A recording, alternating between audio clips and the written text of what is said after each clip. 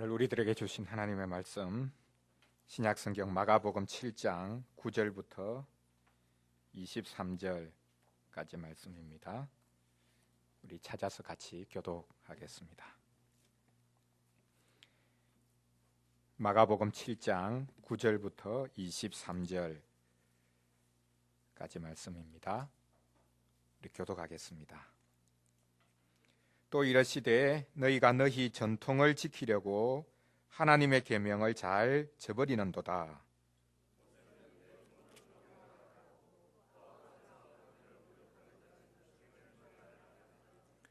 너희는 이르되 사람이 아버지에게나 어머니에게나 말하기를 내가 드려 유익하게 할 것이 고르반 곧 하나님께 드림이 되었다고 하기만 하면 그만이라 하고,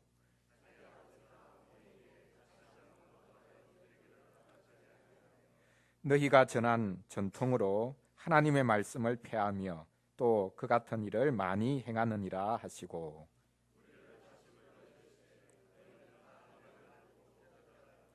무엇이든지 밖에서 사람에게로 들어가는 것은 능히 사람을 더럽게 하지 못하되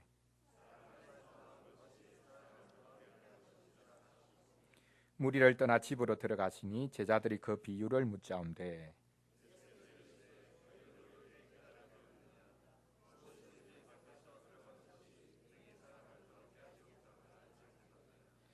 이는 마음으로 들어가지 아니하고 배로 들어가 뒤로 나갑니다. 이러므로 모든 음식물을 깨끗하다 하시니라.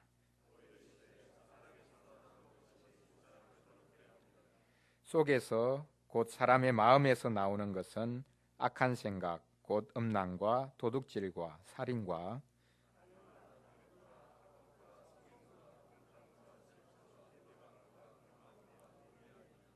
이 모든 악한 것이 다 속에서 나와서 사람을 더럽게 하느니라. 아멘.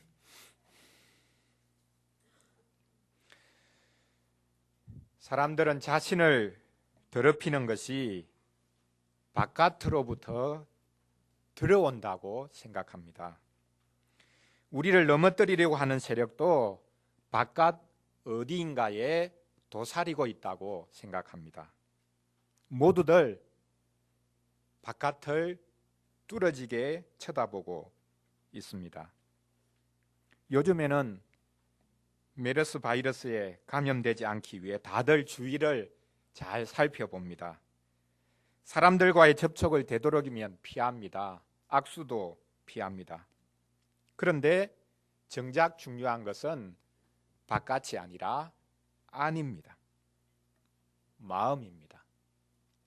바이러스를 포함하여 밖에서 들어오는 것이 사람을 더럽히지 못합니다.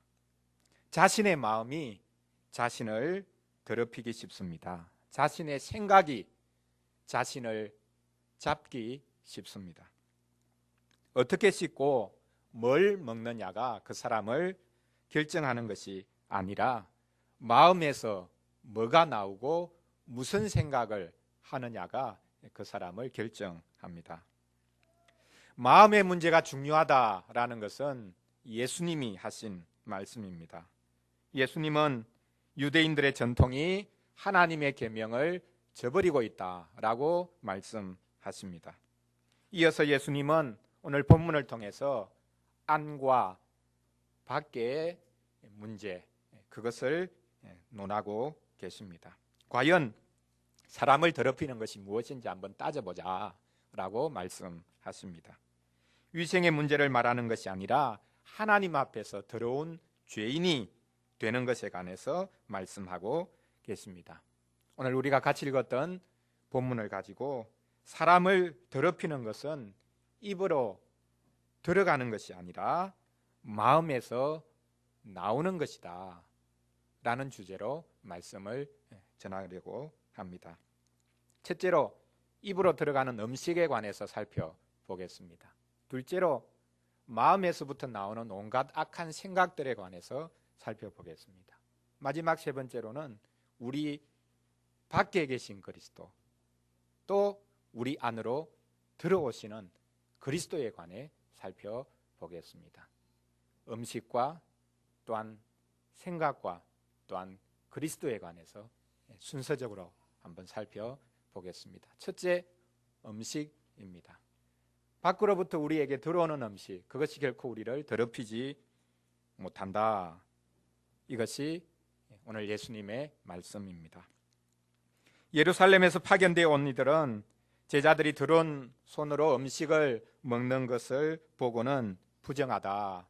왜 율법을 어기느냐라고 지적합니다. 예수님은 그들을 향해 들어온 손, 또 들어온 음식이 문제가 아니다 라고 말씀하십니다.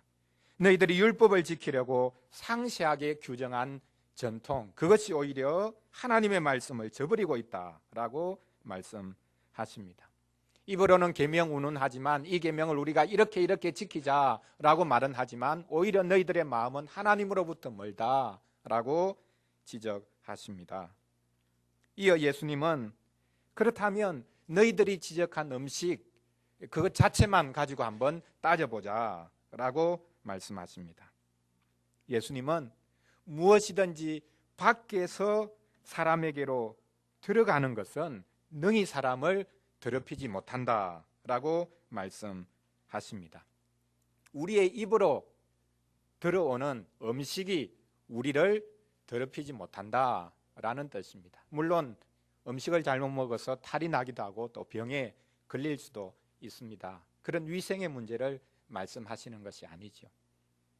우리의 입으로 들어오는 온갖 음식 또 정결법에 대한 것, 그것을 지킨다고 해서 우리가 깨끗해지고 또 반대로 그것을 지키지 않았다고 해서 우리가 더럽혀지는 것인가, 그거 한번 따져보자 라고 말씀하십니다. 음식이 중요합니까? 그렇습니다. 우리는 음식 문제를 어떻게 보면 심각하게 생각하지 않을 수 있습니다. 무엇이든지 먹을 수 있다고 생각합니다. 하지만 유대인들은 그렇지 않았습니다. 지금도 유대인들과 모슬렘들은 자기들 전용의 고깃간을 운영하고 있습니다. 부정한 고기를 먹으면 안 되기 때문입니다. 돼지고기를 절대 먹지 않습니다.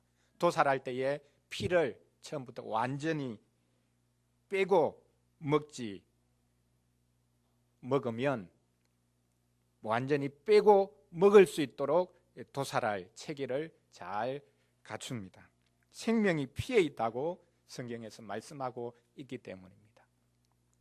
조금이라도 피가 남아있는 음식을 먹으면 그것이 자신을 부정하게 만드는 것이다 라는 생각을 하고 있습니다.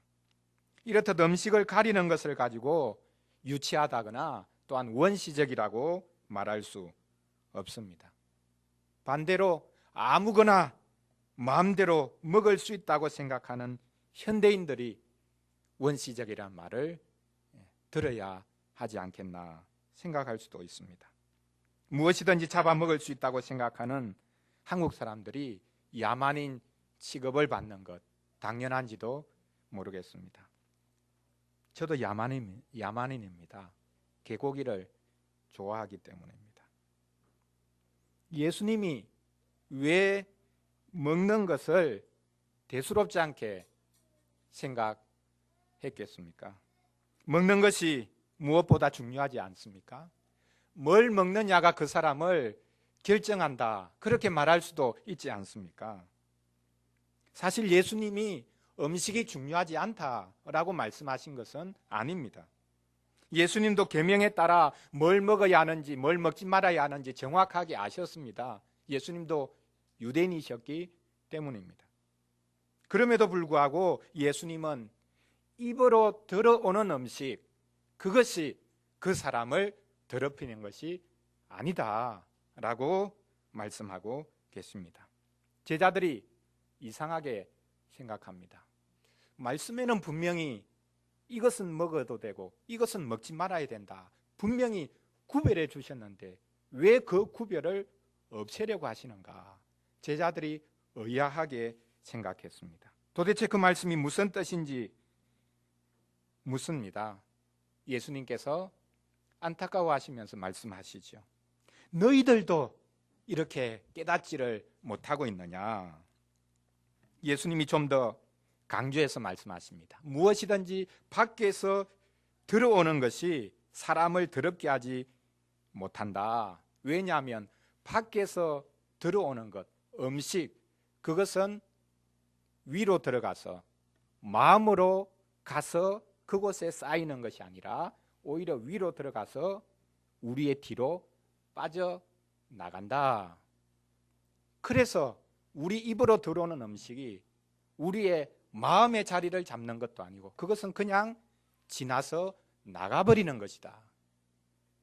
그러니 음식이 왜 우리를 더럽게 한다는 말인가? 라고 예수님이 말씀하십니다. 예수님이 의식법을 모른 채 하려는 것이 아닙니다. 하나님께서 이스라엘 백성들에게 분명히 말씀하셨지요. 들짐승 중에는 굽이 갈라지고 대책임질하는 것 외에는 먹어서 안 된다. 그런 짐승을 먹으면 너희들이 부정하게 된다. 또한 날짐승 중에는 시체를 가까이 하는 날짐승, 그것들은 너희들이 결코 먹어서는 안 된다. 물에 있는 물고기, 그 물고기 중에서는 지느러미가 있고 또한 자신을 잘 보호할 수 있는 그런 물고기, 그런 것 외에는 너희들이 먹어서는 안 된다라고 말씀하셨습니다. 무엇 때문입니까? 무엇 때문에 이런 것들을 구별하셨습니까? 위생상의 문제이기 때문이겠습니까? 중동 지역의 더위 때문에 이런 음식, 이런 먹을 것, 먹지 말아야 될 것에 대한 구분이 생겼다. 그렇게 말하는 이들조차 있습니다. 그 짐승들 자체가 깨끗하고 더러운 특별한 구별이 있는 것이겠습니까? 사실 이런 구분, 이런 구별은 일시적인 것이었습니다. 우리는 당시 유대인들이 이미 메시아 시대가 오면 모든 것이 깨끗해질 것이다 라는 사실을 알았음을 우리가 주목해야 합니다. 메시아 시대가 오면 온 세상이 하나님의 나라가 될 것입니다. 이것저것 가리는 그런 일이 없게 될 것이다 라는 뜻입니다. 말방울에까지 하나님께 거룩이라는 말이 새겨지게 될 것이다. 모든 짐승, 모든 기구, 무엇이든지 다 거룩하게 되는 그런 날이 올 것이다 라고 말씀했습니다. 그렇습니다. 메시아의 시대, 즉 우리가 살고 있는 신약 시대는 가장 세속적인 것조차도 이미 가장 거룩해진 시대입니다. 모든 것이 거룩해지는 시대, 그 시대를 하나님께서 기대하도록 이스라엘 백성들에게는 잠정적으로 어떤 것은 먹고 어떤 것은 먹지 말라, 어떤 것은 심지어 접촉하기만 하면 부정하게 된다, 그런 말씀을 주셨던 것입니다. 연구한 게 아닙니다. 올 시대, 다가올 시대, 모든 것이 새로워지고 거룩해지는 시대에 기대하도록 만드셨다라는 사실입니다. 제자들은 예수님이 바로 그 새로운 시대, 모든 것을 새롭게 하시고 거룩하게 만드시는 분이다, 그런 시대를 열고 계신다라는 것을 아직까지 깨닫지 못하고 있습니다. 음식을 가지고 깨끗하다, 더럽다 하는 시대가 지나가고 있음을 알지 못합니다. 우리가 살펴보고 있는 이 마가복음은 별명을 가지고 있는데 베드로 복음이라고 불립니다. 이 복음서 배후에 베드로가 자리 잡고 있습니다. 베드로가 증언한 내용들, 그것이 이 마가복음의 기초가 되었습니다. 그 베드로도 실은 잘 몰랐습니다. 오순절 성령 강림 이후에도 이제 하나님께서 모든 것을 새롭게 하고 계신다, 깨끗하게 만드셨다라는 것을 알지 못했습니다. 하나님께서 그에게 환상을 보여주시죠. 하늘이 열리고 한 그릇이 내려오는데 보니 땅에 있는 모든 부정한 짐승들, 날짐승, 이런 것들이 심지어 곤충까지 그 그릇 안에 들어 있습니다. 하늘에서 음성이 들립니다. 잡아 먹어라, 집어서 먹어라. 접촉하는 것만으로도 부정한데 그거 먹으라고 합니다. 제가 먹을 수 없습니다. 이런 것 제가 만지지도 않았고 먹을 수 없습니다. 두 번째 음성이 들리죠. 집어 먹어라. 하나님께서 깨끗하게 해주신 것을 너가 더럽다고 하지 말라. 그렇습니다. 하나님께서 깨끗하게 하신 것을 더럽다고 해서는 안 됩니다. 물론 이 환상은 이방인을 깨끗게 하셨다는 말씀이지만 이제 이방인에게 복음을 가지고 가라. 그래서 이방인도 유대인과 마찬가지로 동일한 하나님의 백성이 되는 시대가 열렸다라는 것을 보여주는 환상이기도 하지만 이것을 좁혀보면 음식에도 적용할 수 있습니다. 음식을 가리고 손을 씻는 것으로 깨끗해지는 것이 아니라는 말입니다. 손을 깨끗이 씻고 음식을 가리는 것을 통해서 하나님의 백성 된 것을 자랑하는 그런 시대는 이제 지나가고 있다. 그것을 말씀하고 계시는 것입니다. 더러운 손으로 먹는다고 해서 사람이 더러워지는 것이 아닙니다. 요리를 잘못하면 음식이 더러워질 수 있지요. 그러나 그런 음식이 사람을 부정하게 만드는 것은 아닙니다.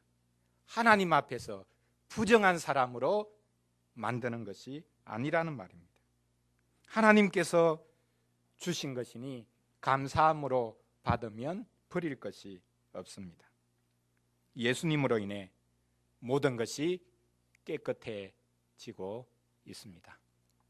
예수님으로 인해 먹을 것이 많아졌습니다.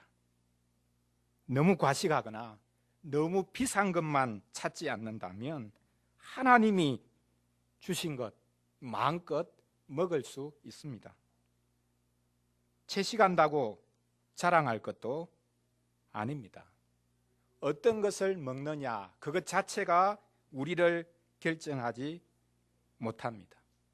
마음껏 먹을 수 있고 마음껏 감사할 수 있습니다. 어떤 것을 먹느냐에 의해서 나와 다른 사람을 구별하려고 하는 것, 심지어는 하나님의 백성됨의 증거로 삼고자 하는 것, 그것은 가장 어리석은 짓입니다. 오히려 우리는 음식이 아닌 이제 다른 방식으로 깨끗해져야 합니다. 이제 두 번째로 마음의 문제를 생각해 보겠습니다. 마음에서 나오는 악한 생각들이 사람을 더럽힌다. 예수님께서 지적하신 말씀입니다. 밖에서부터 우리에게 들어오는, 입으로 들어오는 음식이 우리를 더럽히는 것이 아니라 우리 마음에서 나오는 악한 생각들이 우리 자신을 더럽히는 것이다. 그것이 예수님의 지적입니다. 사람의 마음에서 온갖 악한 생각들이 나옵니다. 오늘 본문에 보면 12가지를 지적하고 있습니다. 모든 종류의 악한 생각들, 그것이 외부에서 들어오는 것이 아니라 우리의 마음에서 나온다라고 말씀하십니다. 음란과 도둑질과 살인과 간음과 탐욕과 악독과 속임과 음탕과 질투와 비방과 교만과 우매함, 모든 종류의 악한 생각들, 그것은 바깥에서 들어오는 것이 아니라 우리 마음에서부터 흘러 넘친다라고 말씀합니다. 이렇게 속에서 나오는 온갖 악한 생각들이 사람을 더럽힙니다. 하나님의 백성들에게라고 할지라도 타락한 본성을 여전히 가지고 있기 때문에 이런 마음이 더러워질 수밖에 없습니다. 우리가 바깥을 주목해야 할 것이 아니라 마음을 주목해야 할 이유가 바로 여기에 있습니다. 예수님이 말씀하십니다. 유대 종교 지도자들을 향해서도 말씀하셨죠. 너희가 하루살이는 걸러내고 약타는 삼킨다. 약대는 삼킨다. 작은 것들은 그냥 슬쩍슬쩍 지나가면서도 큰 것은 지키지도 않고 그것은 중요하지도 않고 그것에는 다 걸려 넘어지는 그런 것들을 어리석음을 지적하십니다. 무릇 모든 더러움이 마음으로부터 나옵니다. 마음만큼 많은 것이 없습니다. 마음만큼 넓은 것도 없습니다. 소극적인 의미에서, 부정적인 의미에서 말입니다. 제가 제 마음을 모르겠어요. 마음에 얼마나 많은 것들이 들어있는지 내가 내 마음을 주체할 수가 없다. 그 당연한 생각입니다. 그래서 성경에서는 무릇 지킬 만한 것보다 내 마음을 지키라 라고 말씀하고 있습니다. 자기 마음을 지키는 사람은 성을 빼앗는 용사보다 낫다고 말씀합니다. 마음을 지키는 것이 그렇게 힘듭니다. 바른 마음을 먹기가 그렇게 힘듭니다. 자신의 마음을 들여다보기가 그렇게 힘듭니다. 자신의 마음을 돌이키는 것이 그렇게도 힘듭니다.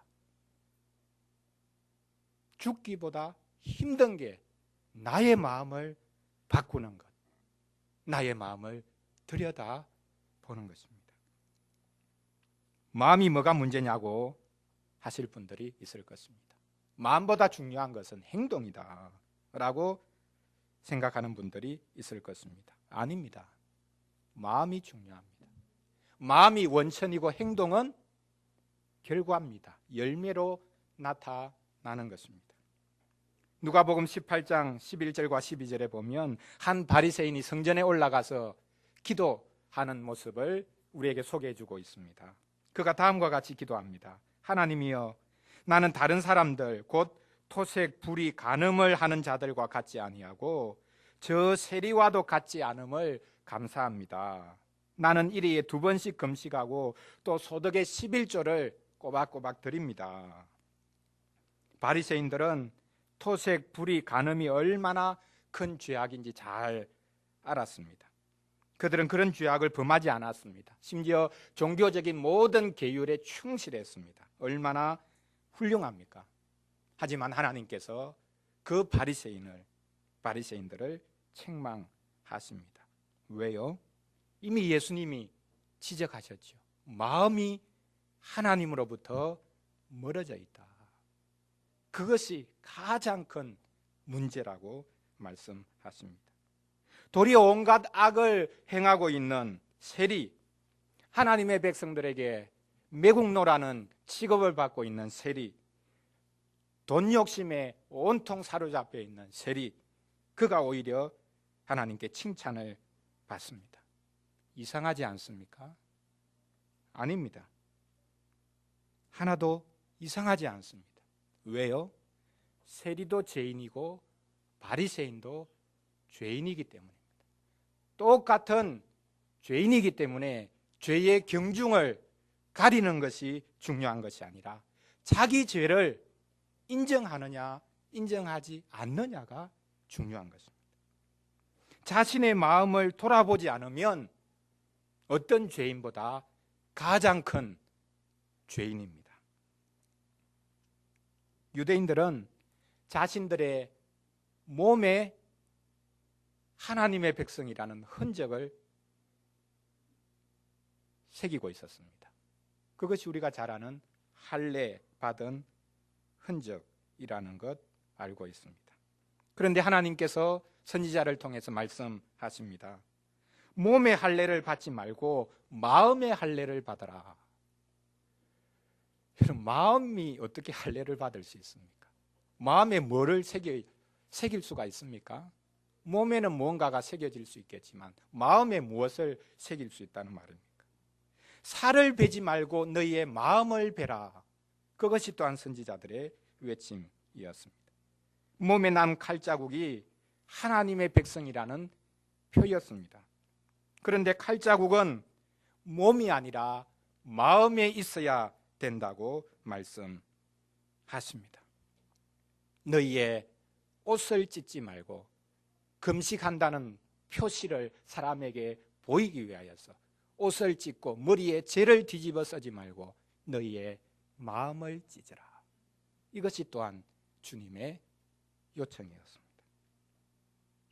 예레미야 9장 26절에 보면 다음과 같은 말씀이 있습니다. 날이 이르면 내가 할례 받은 자, 할례 받지 않은 자 동일하게 벌하겠다라고 말씀하고 계십니다. 쉽게 말하면 유대인들, 할례 받은 유대인들, 또 할례 받지 않는 이방인들 전체가 다 하나님의 심판 가운데 있을 것이다 라는 뜻입니다. 유대인들은 생각했죠. 우리 몸에 할례라는 흔적이 있으니 우리는 하나님의 복을 받을 거다. 하나님의 심판은 할례 받지 않은 몸에 이 칼자국이 새겨져 있지 않은 이방인들이 받게 될 거다 생각했습니다. 그러나 하나님이 말씀하십니다. 할례 받은 자 받지 않은 자 동일하게 심판받을 것이다. 유대인이 받은 할례가 아무 소용이 없다는 뜻입니다. 왜냐하면 유대인들은 마음의 할례를 받지 않았기 때문입니다. 반대로 이방인들은 몸의 할례를 받지 않았죠. 할례 받지 못한 것은 다 마찬가지다라는 뜻입니다. 이처럼 구약 성경에도 이미 무엇보다 마음이 중요하다라는 사실을 밝히셨습니다. 요즘 메르스 바이러스 사태를 보면 우리 사람의 마음이 얼마나 악한지 잘 드러나는 것 같습니다. 정부가 국민들 탓하는 것도 큰 문제고요. 우리들 스스로의 태도도 참 문제입니다. 메르스 바이러스에 노출되지 않기 위해 마스크를 쓰는 사람들이 늘어가고 있는데 마스크를 쓰는 사람들을 이상하게 쳐다보는 경우도 많습니다. 좀 별종인 것처럼 왜 저렇게 호들갑을 떠는가 그렇게 이상한 눈으로 쳐다보는 경우도 많습니다. 마스크를 쓰는 것이 왜 문제가 됩니까? 입에 마스크를 쓰는 것은 아무 문제가 없습니다. 오히려 마음의 마스크를 쓰고 다른 사람들로부터 슬슬 피하려고 하는 것, 그것이 더 큰 문제지 않겠습니까? 메르스 확진이 판명된 어떤 환자는 격리된 곳을 탈출하여 막무가내로 사람들 가운데 섞였다고 합니다. 다 같이 죽자 이겁니다. 확진 판정이 나도 안 죽습니다. 그런데 어떤 절망적인 마음을 가졌는지 우리가 그런 사람들을 그렇게 몰아간 것이 오히려 더 큰 책임이 있겠죠. 그러니까 그걸 참지 못해가지고 막 사람들 가운데 그냥 들어가려고 하는 그런 모습도 있었습니다. 심지어 요즘에는 가족 중에 한 사람이라도 병원에서 일하면 가족 전체가 죄인이 됩니다. 아버지가 의사라고 하면 예전에는 친구들 사이에서 최고의 자랑거리였을 것인데 요즘에는 학교에서 아빠나 엄마가 의사인 아이들 또 간호사인 아이들이 왕따가 됩니다. 어떤 학교에서는 그런 아이들을 향해 아예 학교 오지 마라 그렇게까지 말을 했다고 합니다. 민심이 너무 흉흉해져 있습니다. 세상이 악하다고 생각합니까? 사람들이 하는 것을 보니 행하는 것을 보니 말세라고 생각합니까? 정작 말세를 알 수 있는 길은 사람들의 행동이 아니라 종교를 보면 됩니다. 마음의 문제를 건드려야 할 종교조차도 마음에 관해서는 아무런 언급이 없습니다. 대부분의 종교들이 신의 축복을 물질적인 것으로만 제한시켰다는 사실이야말로 말세가 되었다는 것을 분명하게 보여주고 있습니다. 예수님이 말씀하셨습니다. 인자가 올 때에 세상에 믿는 자를 보겠느냐. 세상에 믿는 자가 없어질 것이다 라는 뜻이 아닙니다. 복음이 땅끝까지 전해질 것인데 왜 믿는 자가 없겠습니까? 전 세계에 복음이 전해질 것이지만 정작 교회 안에서 참되게 믿는 자들은 드물 것이다 라는 사실입니다. 태풍이 오면 천지사방이 물난리이지만 정작 마실 생수는 없는 것과 마찬가지로 복음은 땅끝까지 전해져서 많은 사람들이 믿게 될 것이지만 정작 예수 그리스도 그분을 전심으로 소망하는 믿는 자는 오히려 적어질 것이다 라고 말씀하셨습니다. 교회조차도 마음의 문제를 건드리지 않는다면 예수님의 말씀이 그대로 이루어질 것입니다. 교회조차도 죄를 지적하지 않는다면 예수님의 말씀은 그대로 현실화될 것입니다. 예수 믿고 복 받으라는 말만 앵무새처럼 반복하는 것이야말로 말세가 되었다라는 증거일 것입니다. 무릇 우리의 마음을 주목해야 합니다. 마지막 세 번째로 우리 밖에 계신 그리스도, 또한 우리에게 찾아오시는 그리스도에 대한 것입니다. 그리스도께 속한 자들은 새롭게 된다. 이 부분을 살펴보겠습니다. 하나님의 백성들이 계명을 구체화할 요령으로 장로의 유전들을 만들었습니다. 전통과 의식들을 만들어 갔습니다. 이게 잘못이 아니죠. 문제는 이런 전통과 의식, 이런 것들이 하나님의 말씀의 근본 요구를 교묘하게 회피하는 빌미거리가 된 것입니다. 오늘 본문에서 예수님이 예를 하나 드시지요. 당시 상황이 얼마나 우습게 돌아가고 있었는지 지적하십니다. 예수님은 내 부모를 공경하라 라는 계명을 예로 듭니다. 어떻게 하는 것이 부모를 공경하는 것이 되겠습니까? 부모를 공경하기 위한 구체적인 방법을 고민하면서 전통을 만들어 가야 했는데 당시에는 이게 이상하게 바뀌어 갔습니다. 고르반이라는 용어가 생겨났습니다. 이것은 자녀가 마땅히 부모에게 드려야 될 것을 하나님께 드리기로 했다라고 말해버리면 부모에게 그것 드리지 않아도 되는 것입니다. 그것을 고르반이라고 불렀습니다. 부모를 공경하기 싫어서 고르반이라고 말해버립니다. 마땅히 자녀가 부모를 공경하고 물질로 또 필요한 것을 공급하고 해야 되는데 부모님께 드리기 싫으니까 이거 하나님께 나 드릴래. 그렇게 해버리는 일. 그러면 부모 공경 그것을 어긴 게 아니라 오히려 더 큰 계명인 하나님 공경 계명을 순종했으니까 상관없다는 겁니다. 사람에게 해야 될 일 하나님께 했다. 그러니 더 믿음이 큰 것 아니냐, 더 인정받아야 되는 것 아니냐, 이런 생각을 했던 것입니다. 부모 공경보다 하나님 공경이 더 우선적이 아니냐라고 말할 분들이 있을 것입니다. 맞습니다. 하지만 하나님 공경과 부모 공경을 대립시켜서는 안 됩니다. 요한 1서에서 말씀합니다. 눈에 보이는 바 형제를 사랑하지 못하면서 어떻게 눈에 보이지 않는 하나님을 사랑할 수 있겠느냐. 마찬가지입니다. 눈에 보이는 부모님을 공경하지 못하는데 어떻게 눈에 보이지 않는 하나님을 공경할 수 있겠습니까? 예수님이 전통을 터부시한 것이 아닙니다. 예수님이 문자주의에 사로잡힌 것도 아닙니다. 예수님은 계명을 그 뿌리로부터 바라보셨습니다. 계명의 정신을 아셨습니다. 사실 이 계명을 주신 분이 누굽니까? 하나님이시죠. 그러나 이 계명을 주신 분, 그분이 바로 주님 예수 그리스도 자신이셨습니다. 그것을 주신 분이니 그 정신이, 그 뿌리가 무엇인지 아시면서 지금 말씀하고 계시는 것입니다. 모든 계명이 하나님 사랑, 이웃 사랑으로 요약된다라고 예수님이 말씀하셨지요.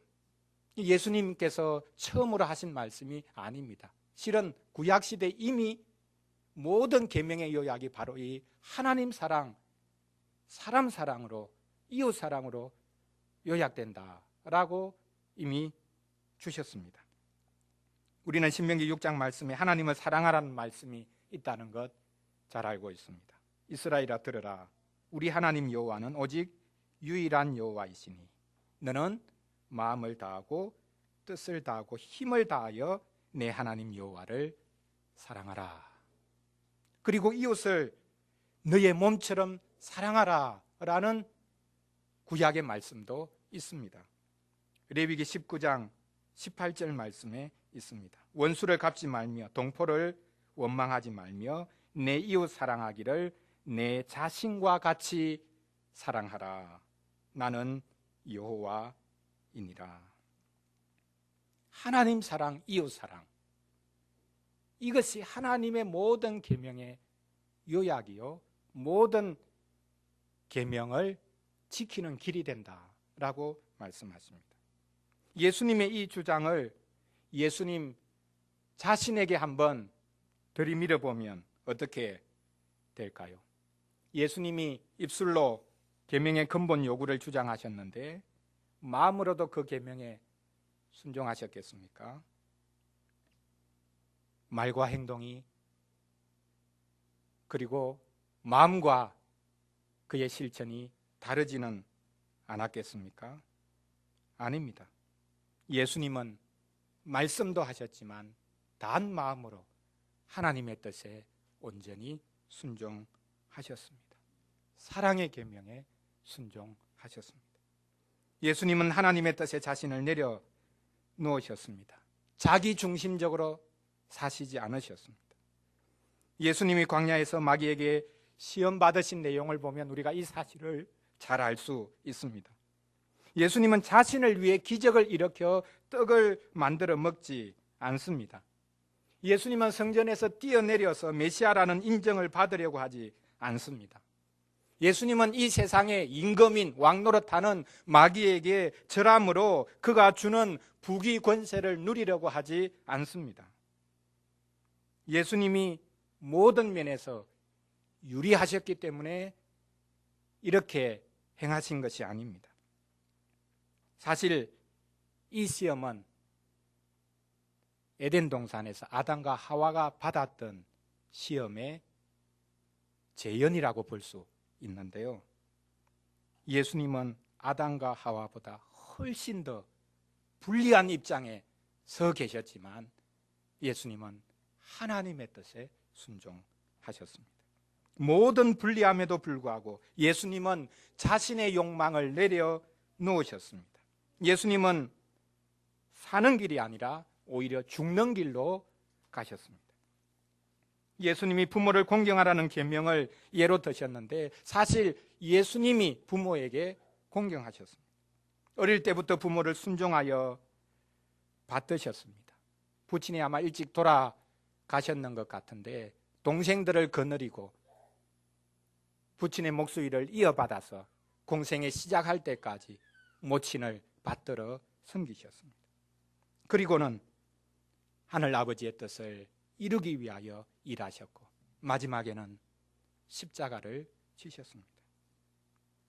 이렇게 계명의 근본 정신과 요구를 분명하게 드러내신 예수님이 자기 백성들에게 마음의 새로움을 선사하십니다.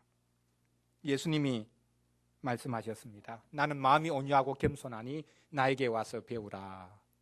온유하다는 것은 착하다는 뜻이 아닙니다. 하나님의 뜻에 순응한다는 뜻입니다. 나는 하나님의 뜻에 순종했다. 사랑의 마음으로 순종했다. 나의 욕망과 나의 뜻을 내려놓고 아버지의 뜻에 순종했다. 그 순종의 마음을 주님께서는 주의 백성들에게 나누어 주려고 하십니다. 마음의 문제는 오직 예수님만이 새롭게 하실 수 있습니다. 갈라디아서 2장 15절과 16절에서 사도 바울이 다음과 같이 말씀하고 있습니다. 우리는 본래 유대인이요 이방 죄인이 아니로되 사람이 의롭게 되는 것은 율법의 행위로 말미암음이 아니요 오직 예수 그리스도를 믿음으로 말미암는 줄 알므로 우리도 그리스도 예수를 믿나니 이는 우리가 율법의 행위로서가 아니고 그리스도를 믿음으로써 의롭다 함을 얻으려 함이라.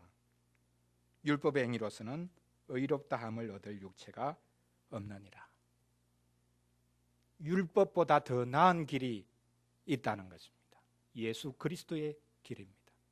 행위보다 더 나은 길이 있다는 것입니다. 그것이 믿음의 길이라는 것입니다. 행위가 많은 것을 하지요. 그러나 믿음은 더 많은 것을 합니다. 하나님이 요구한 모든 것을 하는 길은 믿음의 길입니다. 예수님을 믿는 길입니다. 마음의 깨끗함은 그리스도께서 취하신 미덕입니다. 마음의 의인은 그리스도께로부터 받는 언덕입니다. 사랑하는 성도 여러분, 우리를 더럽히는 것이 밖에 있습니까? 아니면 안에 있습니까? 안에 있습니다. 예수님은 단적으로 표현하면요, 모든 음식은 깨끗하다라고 하셨습니다. 반대로 사람의 모든 마음은 더럽다라고 말씀하셨습니다. 단순하지 않습니까? 이 단순한 말씀을 우리가 잊고 삽니다. 먹는 것을 그렇게 조심하면서 손을 그렇게 위생상 깨끗하게 씻으려고 애를 쓰면서 너도 나도 웰빙이라는 말을 입에 달고 살면서 정작 자신의 마음을 볼 줄은 모릅니다. 온 우주를 정탐하려는 인생이 정작 자신의 마음은 탐구하지 않습니다. 사실 자신의 마음을 들여다보는 것에는 큰 용기가 필요합니다. 보기 싫거든요. 다른 사람 보기 싫은 것보다 자신의 마음, 그것 보기 싫은 것, 그것은 우리의 당연한 그런 태도일 것입니다. 자신을 들여다보는 것, 그것이야말로 가장 큰 용기일 것입니다. 수도하는 사람도 제일 힘든 것이 어느 순간에 자신의 모습이 적나라하게 보일 때라고 합니다. 더러움을 외부에서 찾아서는 안 되겠습니다. 원수는 밖에 있는 것이 아니라 안에 있습니다. 가족이 원수라고 생각하면 안 됩니다. 사람이 깨끗해지는 것은 얼마나 열심히 씻고 얼마나 위생관리에 철저하냐의 문제가 아닙니다. 무엇을 먹고 안 먹고의 문제도 아닙니다. 무엇을 하고 무엇을 안 하느냐의 문제도 아닙니다. 정작 문제는 마음의 문제입니다. 메르스 바이러스가 급속하게 퍼져나간 이번 기회에 방역 시스템을 근본적으로 뜯어 고쳐야 합니다. 하지만 그것을 운용하는 것이 사람입니다. 사람이 바뀌어야 합니다. 제도의 문제가 아닙니다. 제도도 중요하죠. 그러나 그 제도를 운영하는 사람의 마음이 더 큰 문제입니다. 하나님을 믿는 우리의 마음이 정작 하나님으로부터 멀어져 있지는 않습니까? 입술로는 하나님을 찬양하고 있고 이것은 하고 또 저것은 하지 말아야 하는 규정들은 대충 지키고 있으니 문제가 없다고 생각합니까? 나 같은 사람도 많지 않을 것이다, 그런 생각 혹 하지는 않으십니까? 나는 그래도 착한 사람 쪽에 속한다 라고 생각하지는 않습니까? 이렇게 자신과 다른 사람 사이에 거리를 두는 것이야말로 하나님으로부터 너무나 멀어져 있다는 것을 보여줍니다. 왜 우리는 다른 사람들, 심지어는 불신자와도 하나도 다르지 않다고 생각하지 못하는 것일까요? 왜 우리는 항상 나와 다른 사람을 나누려고 하는 것일까요? 답이 있습니까? 있습니다. 무엇입니까? 그것은 그리스도 안에 있으면 모든 것이 새롭다는 것입니다. 어린이를 위한 질문 3번 문장처럼 신자는 예수 그리스도 그분의 마음을 가졌습니다. 신자는 예수님의 마음을 가진 사람들입니다. 애쓴다고 되는 것이 아닙니다. 이것저것 구분해 본다고 되는 것이 아닙니다. 믿느냐의 문제입니다. 우리 인생의 문제는 우리가 본래부터 가지고 있던 잠재력을 충분히 발휘하지 못한 것에 있는 것이 아닙니다. 우리의 문제는 하나님의 선물인 우리의 의가 되는 예수 그리스도를 받아들이지 않는 것에 있습니다. 우리에게는 정말 예수님이 필요합니다. 예수님 믿고 있는데 또 무슨 또 새로운 예수를 믿어야 된다는 말이냐, 새로운 예수를 받아야 된다는 말이냐. 우리는 예수님을 계속 받아야 됩니다. 계속 예수님이 우리에게 필요합니다. 처음 믿을 때에 받아들인 예수님, 그 예수님을 계속해서 우리는 받아들여야 됩니다. 그분께 꼭 붙어 있어야 합니다. 더러운 물은 내 마음에서부터 나오고 그 더러움을 예수님께서 가지고 가셨다라는 것을 믿어야 합니다. 이상한 말 같지만 예수님이 나 때문에 죄인이 되셨다는 것을 인정하는 것이 믿음입니다. 예수님이 나 때문에 죄인이 되셨다. 그럼 반대는 뭡니까? 나는 예수님 때문에 의인이 되었다. 예수님이 실제 죄를 짓고 죄인이 되셨다는 뜻이 아닙니다. 예수님이 나를 밀어내시고 나의 자리에 서셨다는 것을 인정하는 것이 믿음입니다. 우리 마음에서 나오는 12가지 온갖 종류의 악한 생각들, 행동으로 나타날 수밖에 없는 그것을 예수님이 지적하셨지요. 이것 하나하나를 예수님이 가지고 가셨다. 예수님이 이것을 자신의 것으로 삼으셨다. 자신의 것이 될 수가 없는 걸 자신의 것으로 가져가시고 삼으셨다. 이것을 믿는 것이 믿음입니다. 아무리 마음을 잘 먹으려고 해보십시오. 예배 끝나고 나면 다 사라집니다. 결심한다고 되는 게 아니거든요. 어떻게 가능합니까? 마음의 문제를 어떻게 해결할 수 있습니까? 예수님을 보아야 됩니다. 예수님을 내 자리, 내 마음의 그 지저분한 자리로 끌고 와야 되는 것입니다. 예수님 여기 오십시오. 예수님 이거 가지고 가십시오. 그래서 예수님이 십자가에 못 박힐 때에 이 내 모든 지저분한 이 마음을 다 가지고 가셔서 십자가에서 못 박히셨다. 이것을 우리가 믿어야 합니다. 이 믿음이 우리를 새롭게 합니다. 우리에게 부족한 것은 사랑이 아닙니다. 우리에게 부족한 것은 행동이 아닙니다. 우리에게 정작 부족한 것은 믿음입니다. 믿음이 부족하기 때문에 행동이 부족한 겁니다. 우리가 착각하면 안 됩니다. 나는 믿음은 있는데 행동이 좀 부족하다. 천만의 말씀요. 믿음이 부족하기 때문에 행동이 부족한 겁니다. 믿음이 부족하기 때문에 사랑이 부족한 겁니다. 그 믿음이 뭡니까? 예수님을 믿는 믿음입니다. 예수님을 꼭 붙잡을 때에 거기에서 행동도 나오고 사랑도 나오고 모든 것이 나오고 우리의 마음이 새로운 셈이 되어서 사랑의 사람으로 서갈 수 있습니다. 예수 그리스도를 끌고 오십시오. 예수 그리스도를 여러분의 마음에 끌고 가십시오. 그래서 예수 그리스도를 적용해서 모든 마음의 더러움 물리칠 수 있는 복이 있기를 간절히